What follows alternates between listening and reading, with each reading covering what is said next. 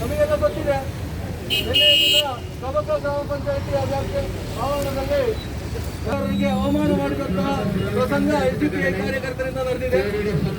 ಆ ಕಾರ್ಯವನ್ನು ಮಾಡಿದಂತ ಎಸ್ಡಿಪಿಐ ಕಾರ್ಯಕರ್ತರ ಮೇಲೆ ದೇಶೋತ್ತರ ಪ್ರತಿಭಟನಾ ಸಭೆಯನ್ನು ಇವತ್ತು ಹಮ್ಮಿಕೊಂಡಿದ್ದೇವೆ. ಈ ಪ್ರತಿಭಟನಾ ಸಭೆಯಲ್ಲಿ ಸೇರಿದಂತ ಎಲ್ಲ ಗಣ್ಯರನ್ನ ಈ ದೇಶಕ್ಕೆ ಸ್ವಾತಂತ್ರ್ಯ ಸಿಕ್ತು. ಈ ದೇಶಕ್ಕೆ ಸ್ವಾತಂತ್ರ್ಯ ಸಿಕ್ಕ ನಂತರ ಈ ರಾಷ್ಟ್ರ ಜಾತ್ಯತೀತ ರಾಷ್ಟ್ರದ ಹೆಸರಿನಲ್ಲಿ ಒಂದಷ್ಟು ಸಂವಿಧಾನದ ಆಧಾರದಲ್ಲಿ ನಾವು ಜೀವನವನ್ನು ಮಾಡ್ತಾ ಇದ್ದೇವೆ.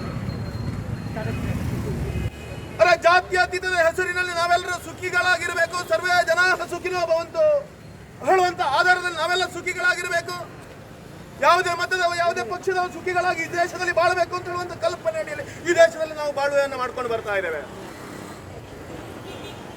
ನಿನ್ನೆ ಕಬಕದಲ್ಲಿ ನಡೆದಿರತಕ್ಕಂಥ ಘಟನೆ ಈ ದೇಶದ ಸ್ವಾತಂತ್ರ್ಯದ ಅಮೃತ ಮಹೋತ್ಸವದ ಒಂದು ಆಚರಣೆಯನ್ನು ಮಾಡಬೇಕು.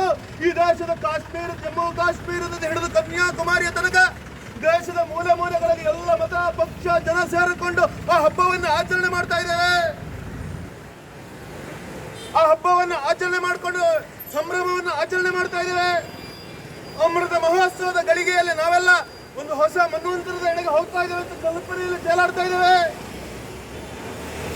ಈ ಸಂದರ್ಭ ಕಬಕದ ಗ್ರಾಮ ಪಂಚಾಯತ್ನಲ್ಲಿ ಸ್ವಾತಂತ್ರ್ಯೋತ್ಸವದ ಆಚರಣೆಯ ಜೊತೆಗೆ ಈ ದೇಶದ ಸ್ವಾತಂತ್ರ್ಯದ ಇತಿಹಾಸ ಮತ್ತು ಒಂದಷ್ಟು ಸರ್ಕಾರಿ ಕಾರ್ಯಕ್ರಮಗಳನ್ನು ಜನತೆಗೆ ಮುಟ್ಟಿಸಬೇಕು. ಕೋವಿಡ್ನಂತ ಈ ಮಹಾಮಾರಿಯ ಸಂದರ್ಭ ಜನರ ಎಡೆಗೆ ಈ ಸ್ವಾತಂತ್ರ್ಯವನ್ನು ಕೊಂಡೋಗಬೇಕು, ಸ್ವಾತಂತ್ರ್ಯದ ಉತ್ಸವವನ್ನು ಕೊಂಡೋಗಬೇಕು ಅಂತ ಕಲ್ಪನೆಯನ್ನಿಟ್ಟುಕೊಂಡು, ಚಿಂತನೆಯನ್ನಿಟ್ಟುಕೊಂಡು ಪಂಚಾಯತ್ ವತಿಯಿಂದ ಒಂದು ರಥಯಾತ್ರೆಯನ್ನು ಆರಂಭ ಮಾಡಿದರು. ಆ ರಥಯಾತ್ರೆಯನ್ನು ಆರಂಭ ಮಾಡಬೇಕಾದ್ರೆ ಒಂದಷ್ಟು ಜನ ಧಿಕ್ಕಾರವನ್ನು ಕೂಕೊಂಡು ಬರ್ತಾರೆ, ಪಂಚಾಯತಿಗೆ ಧಿಕ್ಕಾರವನ್ನು ಕೂಕೊಂಡು ಬರ್ತಾರೆ, ರಥಯಾತ್ರೆಯನ್ನು ಹೋಗ್ಲಿಕ್ಕೆ ಬಿಡುವುದಿಲ್ಲ ಅಂತ ಹೇಳ್ತಾರೆ. ಅಷ್ಟು ಮಾತ್ರ ಅಲ್ಲ, ಒಬ್ಬ ವೀರ ಯೋಧ, ನೆನಪಿಟ್ಟುಕೊಳ್ಳಿ, ನಿನ್ನೆ ಇನ್ನೊಂದಷ್ಟು ಚರ್ಚೆಗಳಾಗ್ತಾ ಇದೆ, ಗೊತ್ತಿಲ್ಲದವರಿಗೆ ಹೇಳ್ತಾ ಇದ್ದೇನೆ. ಜಗತ್ತಿನಲ್ಲಿ 42 ವರ್ಷಗಳ ಕರಿನೀರಿನ ಶಿಕ್ಷೆಯನ್ನು ಅನುಭವಿಸಲಿಕ್ಕೆ ತಯಾರಾಗಿ ಸಿದ್ಧರಾಗಿ, ನನಗೆ ತಾಯಿ ಭಾರತೀಯ ಸ್ವಾತಂತ್ರ್ಯ ಮುಖ್ಯ, ನಾನು ಯಾವುದಕ್ಕೂ ಹೇಡಿಯಲ್ಲ, ನಾನು ಯಾವುದಕ್ಕೂ ಹೇಸುವುದಿಲ್ಲ, ನಾನು ಯಾವುದೇ ತ್ಯಾಗವನ್ನು ಬೇಕಾದರೂ ಮಾಡ್ತೇನೆ, 42 ವರ್ಷಗಳ ಕರಿನೀರಿನ ಶಿಕ್ಷೆಗೂ ಸಿದ್ಧ ಅಂತ ಜಗತ್ತಿನಲ್ಲಿ ಆ ಶಿಕ್ಷೆಯನ್ನ ಅನುಭವಿಸಲಿಕ್ಕೆ ತಯಾರಾಗಿ ಸ್ವಾತಂತ್ರ್ಯಕ್ಕೋಸ್ಕರ ಹೋರಾಟ ಮಾಡಿರ್ತಕ್ಕಂಥ ಓರ್ವ ವ್ಯಕ್ತಿ ಇದ್ರೆ ಅದು ವೀರ ಸಾವರ್ಕರ್. ಬಂಧುಗಳೇ, ವೀರ ಸಾವರ್ಕರ್ ಎದೆ ತಟ್ಕೊಂಡು ಹೇಳಬೇಕು, ನಾವು ಎದೆ ತಟ್ಕೊಂಡು ಹೇಳಬೇಕು. ಇನ್ನು ಉಲ್ಲೇಖ ಮಾಡ್ತಾರಲ್ಲ,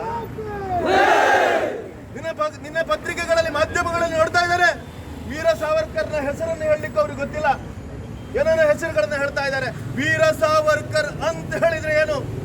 ಸ್ವಾತಂತ್ರ್ಯಕ್ಕಾಗಿ ಇಡೀ ದೇಶದಾದ್ಯಂತ ಮಾತ್ರ ಅಲ್ಲ, ಜಗತ್ತಿನಾದ್ಯಂತ ಇರ್ತಕ್ಕಂಥ ಭಾರತೀಯರನ್ನ ಒಟ್ಟುಗೂಡಿಸಿರ್ತಕ್ಕಂಥ ಒಬ್ಬ ಮಹಾತ್ಮ.